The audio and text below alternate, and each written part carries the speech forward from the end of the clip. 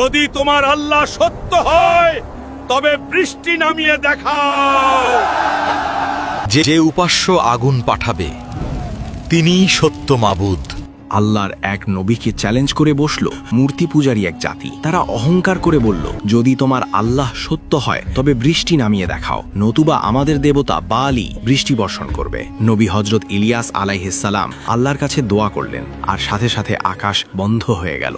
দীর্ঘ 3.5 বছর এক ফোঁটা বৃষ্টিও পড়ল না। খরায় পুরো দেশ হাহাকার করতে লাগলো। তখন হজরত ইলিয়াস আলাইহিসসালাম তাদের ডাকলেন কারমেল পাহাড়ে এক মহাপরীক্ষার জন্য।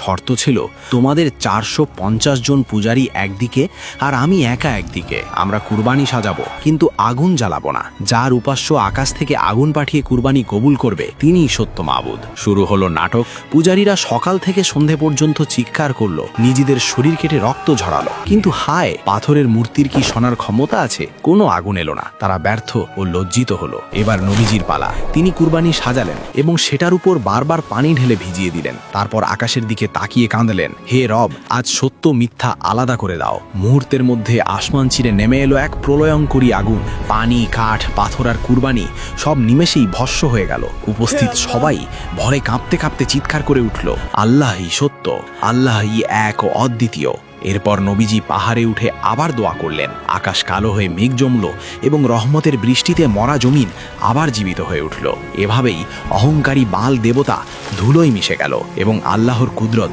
আবারও বিজয়ী হল। সুবহান আল্লাহ।